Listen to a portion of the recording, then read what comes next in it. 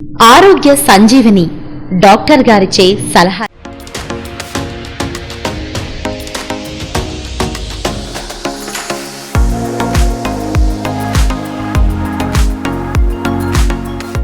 నమస్తే, welcome to 1TV health. సాధారణంగా వేసవి కాలం వస్తే పిల్లలు వృద్ధులపైనే అందరి ఏకాగ్రత ఉంటుంది. డాక్టర్స్ అయినా సరే, పెద్దవాళ్ళైనా సరే పిల్లల గురించి, వృద్ధుల గురించి పలు జాగ్రత్తలు తీసుకోమని చెబుతూ ఉంటారు. కానీ వీరితో పాటి గర్భవతులు కూడా చాలా చాలా జాగ్రత్తలు తీసుకోవాలి. ముఖ్యంగా ఇప్పుడు వేసవి తాపం చాలా ఎక్కువగా అధిక ఉష్ణోగ్రతలు ఉన్నందువల్ల గర్భిణీ స్త్రీలు కూడా చాలా చాలా జాగ్రత్తలు తీసుకోవాలి. అటు ఆరోగ్యపరంగా, ఇటు శారీరకంగా కూడా ఎన్నో జాగ్రత్తలు తీసుకోవాలి. మరి తీసుకోవాల్సిన జాగ్రత్తలు ఏంటి, వాళ్ళు ఎటువంటి ఆహార నియమాలు పాటించాలి, ఏ విధమైన దుస్తులు ధరించాలి అనే విషయాలపై ఈరోజు మనము డాక్టర్ పెసలదిన్నె విష్ణుప్రియ గారు మేడం అడిగి తెలుసుకుందాం. మరి డాక్టర్ పెసలదిన్నె విష్ణుప్రియ గారి గురించి వస్తే, వీరు గర్భిణీ స్త్రీల వ్యాధి వైద్య నిపుణులు, అలాగే సంతాన సాఫల్య నిపుణులు మరియు లాప్రోస్కోపిక్ సర్జన్. 2015లో కర్నూలు నగరంలో ఇన్ఫర్టిలిటీ సెంటర్ని స్టార్ట్ చేసి ప్రారంభించి మరి ఎంతోమంది మహిళా మూర్తుల అమ్మతనానికి నిర్వచనంగా నిలిచింది ఈ ఇన్ఫర్టిలిటీ సెంటర్ అని చెప్పకనే చెప్పచ్చు. సో మరి ముందుగా డాక్టర్ పెసలదిన్నె విష్ణుప్రియ గారితో కలిసి ఈ విషయాల గురించి మనం చర్చిద్దాం. నమస్కారం అండి డాక్టర్ విష్ణుప్రియ మేడం గారు. నమస్కారం అండి. ముందుగా డాక్టర్ విష్ణుప్రియ గారు అంటే ఇన్ఫర్టిలిటీ సెంటర్ గుర్తుకొస్తుంది కర్నూలు నగర ప్రజలకు. కర్నూలు నగరమే కాదు, మరి చుట్టుపక్కల ప్రాంత ప్రజలకు కూడా సంతాన సాఫల్య కేంద్రంగా ప్రసిద్ధి పొందింది మీ హాస్పిటల్. దీనికి వెనక మీరు చేసినటువంటి కృషి ఏంది? మొదటగా నేను గైనకాలజిస్ట్ అండ్ ఆబ్స్ట్రిషియనే గవర్నమెంట్ సర్వీస్లో కూడా చేశాను. కొద్ది రోజుల తర్వాత గవర్నమెంట్ సర్వీస్ రెండూ చేయడం చాలా కష్టం అనిపించి గవర్నమెంట్ జాబ్ వదిలేసి కంప్లీట్గా ప్రైవేట్ ప్రాక్టీస్లోకి వచ్చాను. కాకపోతే ఈ ఓన్లీ ప్రెగ్నెంట్ లేడీస్ గైనిక్ ట్రీట్మెంట్లు ఇస్తున్నప్పుడు ఈ ఇన్ఫర్టిలిటీ పేషెంట్స్ వచ్చినప్పుడు ఏదైనా టెస్ట్ ట్యూబ్ బేబీ చేయాల్సిన అవసరం వచ్చినా, ఎలాంటి హయ్యర్ ట్రీట్మెంట్ కావాల్సి వచ్చినా వాళ్ళను సిటీస్కి రెఫర్ చేయడం జరిగేది. లైక్ హైదరాబాద్ ఆర్ బెంగళూరు, అక్కడికి వెళ్ళండి, అక్కడ ట్రీట్మెంట్ తీసుకోండి అని. బట్ పేషెంట్స్ చాలా ఇబ్బంది పడేవాళ్ళు అనమాట. అక్కడికి వెళ్ళి అంటే అది సింపుల్ ట్రీట్మెంట్ కాదు కదా, they have to stay there for 2 to 3 months treatment జరుగుతుంది. అక్కడ ఉండాలంటే ఇబ్బంది, ఖర్చులు, అన్ని రకాలుగా చాలా ఇబ్బంది పడుతుండేవాళ్ళు. సో అప్పుడు మన కర్నూలులోనే ఎందుకు మనం స్టార్ట్ చేయకూడదు? ఇనిషియల్గా కొంచెం కష్టమే అనిపించినా బట్ స్టార్ట్ చేస్తే చాలామందికి యూజ్ అవుతుంది కదా, అట్లా రెఫర్ చేయడం అనేది బాధ అనిపించేది అనమాట. సో అందుకని అప్పుడు ఒక డెసిషన్ తీసుకొని ఈ సెంటర్ స్టార్ట్ చేయడం జరిగింది. 10 years, ఆల్మోస్ట్ 9 years అయింది. So it is going on successfully. చాలామంది పేషెంట్స్ కన్సీవ్ అయ్యి వాళ్ళు డెలివరీ అయ్యి వాళ్ళ హ్యాపీనెస్ చూస్తే మనకు చాలా తృప్తి అనిపిస్తుంది. మనం పడిన కష్టమంతా మర్చిపోతుంటాం అనమాట. ఎంత సంపాదించినా జాబ్ సాటిస్ఫాక్షన్ లేకపోతే అది వృధానే అవుతుంది. ఓకే, మరి ముఖ్యంగా ఈ వేసవి తాపం ఎక్కువగా ఉంది మేడం. ఈ సమయంలో గర్భిణీ స్త్రీలు ఎటువంటి జాగ్రత్తలు తీసుకోవాలి? సో ఇది చాలా మంచి టాపిక్ అండి. యాక్చువల్గా మామూలుగానే అందరూ జాగ్రత్తలు తీసుకోవాలి ఈ వేసవిలో. మనం అదొక్కటే చూస్తుంటాం, కానీ ప్రెగ్నెన్సీకి చాలా స్పెషల్ కేర్ ఇవ్వాలి. ఎందుకంటే వాళ్ళలో చాలా మార్పులు వస్తాయి బాడీలో. ఈ ప్రెగ్నెన్సీ వలన ఫిజియలాజికల్ చేంజెస్ అనేవి చాలా వచ్చి చాలా బాధపడుతూ ఉంటారు నిజానికి. సో వాళ్ళకి స్పెషల్ కేర్ అనేది తప్పనిసరిగా ఇవ్వాలి. వాళ్ళకి తెలియక, ఇంట్లో పెద్దవాళ్ళు కూడా తెలియక రొటీన్గా ట్రీట్ చేస్తుంటారు. సో దానివల్ల చాలామంది బాధపడుతూ వస్తుంటారు పేషెంట్స్. సో దీంట్లో ముఖ్యంగా ఏమంటే, ఫస్ట్ ప్రెగ్నెన్సీ వచ్చినప్పుడు ఫస్ట్ 3 monthsలో వాళ్ళకు వామిటింగ్స్ అనేవి ఎక్కువగా ఉంటాయి. సో నాజియా, వామిటింగ్స్, ఏం తినబుద్ధి అవ్వదు, తాగబుద్ధి అవ్వదు, ఇలా ఉంటారు. దానికి తోడు ఇంకా సమ్మర్లో వాళ్ళు సరిగ్గా తీసుకోకపోవడం వల్ల, ప్లస్ ఎండ వేడిమి వల్ల డీహైడ్రేషన్ వచ్చి లో బీపీతో అడ్మిట్ అయ్యే పేషెంట్స్ చాలామంది ఉన్నారు. ఆల్మోస్ట్ పడిపోయే స్టేజ్లో తీసుకొస్తారు హాస్పిటల్కి. సో వాళ్ళకి అప్పుడు మనం బాటిల్స్ పెట్టి కొన్ని ఇంజెక్షన్స్ ఇచ్చి ఇవన్నీ చేయాల్సి వస్తుంది. సో ఇంత పరిస్థితి రాకుండా వాళ్ళు కొంచెం ముందు జాగ్రత్తగా మంచిగా లిక్విడ్స్ అనేవి బాగా తీసుకోవాలి. Any stage of pregnancy, starting from conception అంటే నిలబడినప్పటి నుంచి డెలివరీ అయ్యే వరకు వాటర్ అనేది, లిక్విడ్స్ అనేది బాగా తీసుకోవడం వెరీ ఇంపార్టెంట్. రోజుకి 4 to 5 liters of liquids, water.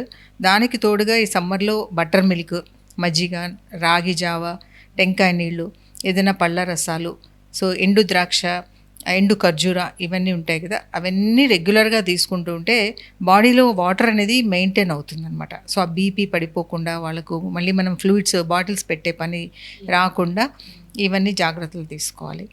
Food విషయంలో కూడా లిక్విడ్స్ ఒకటే కాకుండా ఫుడ్ విషయంలో కూడా మనకు మంచి హైడ్రేషన్ ఇచ్చే ఫుడ్స్ ఉంటాయి. లైక్ దోసకాయ, సొరకాయ, గుమ్మడికాయ ఇలాంటివి బాగా ఎక్కువగా తీసుకుంటూ ఉండాలన్నమాట. అలాగే పప్పు కూడా కొద్దిగా గట్టిగా పప్పులాగా కాకుండా కొంచెం లిక్విడ్గా, ఎస్పెషల్లీ పెసరపప్పు అలాంటిది లిక్విడ్గా కొంచెం ప్రిపేర్ చేసుకొని తీసుకుంటే చాలా మంచి ఎనర్జీ ఉంటుంది, మంచి హైడ్రేషన్ కూడా ఉంటుంది. సో దాంతోపాటు మంచి లిక్విడ్ బటర్ మిల్క్ అనేది చాలా యూస్ఫుల్ అండి ప్రెగ్నెన్సీలో. సో రోజుకి 2-3 సార్లైనా కూడా బటర్ మిల్క్ అనేది తీసుకోవచ్చు. అలాగే ఫ్రూట్స్, ఈ ఫ్రూట్స్లో మెయిన్గా సిట్రస్ ఫ్రూట్స్ అండ్ లిక్విడ్ లాగా ఉండే fruits like water melon, oranges. So ఇలాంటివి తినడం ద్వారా బాడీలో మంచి హైడ్రేషన్ మెయింటైన్ అవుతుంది. బేబీకి కూడా ఉమ్మనీరు అనేది కూడా తగ్గకుండా ఇలాంటి ఫుడ్ అంతా తీసుకోవడం. ఈ సమ్మర్లో చాలా కామన్ అనమాట, ఉమ్మనీరు తగ్గిపోవడం అనేది చాలా కామన్గా చూస్తాము. టక్కుమని తగ్గిపోతుంటుంది సడన్గా if they don't take proper food అనమాట. సో ఇది చాలా ఇంపార్టెంట్. ప్రతి నిలబడినప్పటి నుంచి డెలివరీ అయ్యే వరకు ఈ జాగ్రత్తలన్నీ కంపల్సరీగా ఫాలో అవ్వాలి. దాని తర్వాత డ్రెస్సింగ్ విషయంలో, ఈ డ్రెస్సింగ్ అనేది ఎక్కువగా కాటన్ డ్రెస్సెస్ యూజ్ చేయాలి ఈ సమ్మర్లో. ఆ స్వెట్టింగ్ అదంతా ఎక్కువ ఉంటుంది కాబట్టి ఎక్కువ డీహైడ్రేషన్తో బాధపడకుండా ఈ సిల్క్ క్లాత్ అలా వేసుకున్నప్పుడు ఇంకా వేడిగా అనిపించి ఇంకా డీహైడ్రేషన్లోకి వెళ్ళిపోతుంటారు. సో చాలా వరకు కాటన్ డ్రెస్సెస్, ఈవెన్ ఇన్నర్స్ కూడా, ప్యాంటీస్ ఆర్ ఎనీథింగ్ ఇన్నర్స్ కాటన్వే యూజ్ చేయాలి. దానివల్ల అలర్జీలు రాకుండా ఉంటాయి.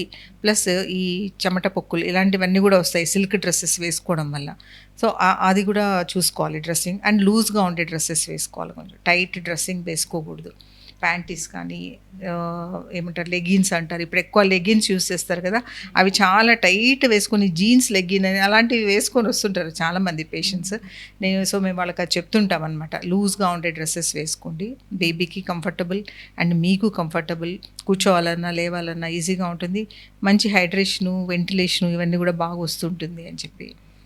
ముఖ్యంగా మేడం గారు ఇంకొక విషయం ఏమంటే, జనరల్గా ఈ సమ్మర్ అంటే వేడి ఉన్న చోట, వేడి వాతావరణంలో బాడీ శరీరంలో అది విధమైన వస్తుంది. మరి బాగా నిండు నెలలైనటువంటి ఉన్న ప్రెగ్నెంట్ లేడీస్కి కూడా ర్యాషెస్ ఎక్కువ ఉంటాయి. ఆ సమస్యలు చాలా ఉంటాయి, చాలా ఇబ్బంది పడుతూ ఉంటారు. మరి వాళ్ళకి మీరు ఇచ్చే సలహా? ఇది చాలా కామన్ అండి ఈ సమ్మర్లో. ఎక్కువ పింపుల్స్ రావడము, స్కిన్ ర్యాషెస్ రావడము, తర్వాత అలర్జీస్ రావడము ఎక్కువ ఉంటుంది. ఈ ప్రెగ్నెన్సీస్లో ఇంకా ఎక్కువ ఉంటుంది, ఎందుకంటే because of some hormonal changes in the body అనమాట. సో ప్రొజెస్ట్రాన్ అనే హార్మోన్ కొంచెం ఎక్కువ ఉంటుంది, దానివల్ల ఇవన్నీ కూడా వస్తుంటాయి. సో దీనికి వాళ్ళు ప్రాపర్ కేర్ తీసుకోవాలి. సో మాయిశ్చరైజర్స్ అనేవి రెగ్యులర్గా వాడాలి, లైక్ అలోవెరా మాయిశ్చరైజర్, లేదంటే క్యాలమిన్ లోషన్ అని దొరుకుతుంది, అవి అప్లై చేసుకుంటూ ఉండాలి. రోజుకి 2-3 టైమ్స్ బాడీకి అంతా అప్లై చేసుకుంటూ ఉండాలి. నేను చెప్పినట్టు కాటన్ డ్రెస్సెస్, లూజ్ డ్రెస్సెస్ వేసుకోవడం ద్వారా కూడా ఈ స్కిన్ రియాక్షన్స్ని మనము అవాయిడ్ చేయొచ్చు. తర్వాత ఎండలో చాలా వరకు వెళ్లకుండా ఉంటేనే మంచిది, ఎందుకంటే వాళ్ళ స్కిన్లో కూడా చాలా సెన్సిటివ్ చేంజెస్ వచ్చి ఉంటాయి. ఆ పిగ్మెంటేషన్స్ రావడము, ర్యాషెస్ రావడము జరుగుతుంది ఎండలో వెళ్ళడం వల్ల. సో అట్లా ఎండలో వెళ్లకుండా ఉంటే మంచిది, చాలా వరకు అవాయిడ్ చేయండి.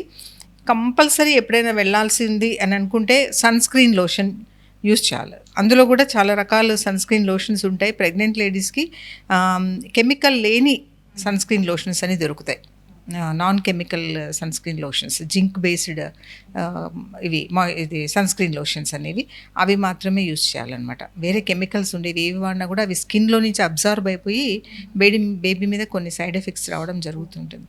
సో అవన్నీ అవాయిడ్ చేయాలి. రెటినాయిడ్ బేస్డ్ క్రీమ్స్ అంటారు, అలాంటివన్నీ అవాయిడ్ చేయాలన్నమాట. సో ఏదైనా క్రీమ్ ఏదో సింపుల్ క్రీమే కదా, ఏదో మాయిశ్చరైజరే కదా అని వాళ్ళ ఓన్గా వాళ్ళు తీసుకొని వాడేయకూడదు. డాక్టర్ కన్సల్టేషన్ తీసుకొని వాడాలి కంపల్సరీగా, అదర్వైజ్ చాలా రియాక్షన్స్ వస్తాయన్నమాట. వీటితో పాటు ఒక కామన్ ప్రాబ్లం మనం గమనిస్తూ ఉంటాం ప్రెగ్నెన్సీ లేడీస్లో, ముఖ్యంగా మదర్ వూంబ్ ఉన్నందువల్ల వాళ్ళకి థైస్ ర్యాషెస్ కనిపిస్తుంటాయి. ఈ వేడికి వాటి ప్రభావం ఎక్కువ ప్రాబ్లం అనిపిస్తుంటుంది. మరి వాటికి సంబంధించి ఎటువంటి జాగ్రత్తలు తీసుకుంటారు? వీళ్ళది ఏమవుతుందంటే వెయిట్ పెరుగుతారు కదా ప్రెగ్నెన్సీలో, 10-12 kgs వెయిట్ అనేది పెరుగుతారు. సో అక్కడంతా రాసుకుపోవడం, థైస్ రాసుకుపోవడం అనేది చాలా కామన్. దట్ ప్రెగ్నెన్సీలో కొంచెం వైట్ డిశ్చార్జ్ అనేది కూడా కొంచెం ఎక్కువగా సెక్రెట్ అవుతూ ఉంటుంది because of these hormones. So దానివల్ల ఇంకా ర్యాష్ అనేది ఎక్కువ అనిపిస్తుంది. సో అందుకని కాటన్ బేస్డ్ చెప్పాను కదా, ఇన్నర్స్ అనేవి కాటన్ తీసుకోవాలి, మాయిశ్చరైజర్స్ అప్లై చేసుకోవడము. మరీ ఎక్కువగా ఉంది, ఎక్కువ బ్లాక్నెస్ అనిపిస్తుంది అంటే క్యాండిడ్ డస్టింగ్ పౌడర్ అని అలాంటివి కొన్ని దొరుకుతాయి అనమాట. అంటే అది కూడా విత్ డాక్టర్ కన్సల్టేషనే తీసుకోవాలి. అంటే దాంట్లో కూడా రకరకాలు ఉంటాయి. ఆ ర్యాషెస్లో కూడా ఎలాంటిది ర్యాష్ అని ఒక్కసారి డాక్టర్తో చెక్ చేయించుకొని ఏది అయితే వాళ్ళకు సూటబుల్లో అది తీసుకుంటే సరిపోతుంది. మరి ఇది డాక్టర్ పెసలదిన్న విష్ణుప్రియ మేడం గారు తెలియజేసినటువంటి విషయాలు. అంటే ప్రెగ్నెంట్ ఉమెన్స్ ఎలా సమ్మర్లో జాగ్రత్తలు తీసుకోవాలి, ఆరోగ్యపరంగా, ఆహారపరంగా, వస్త్ర పరంగా.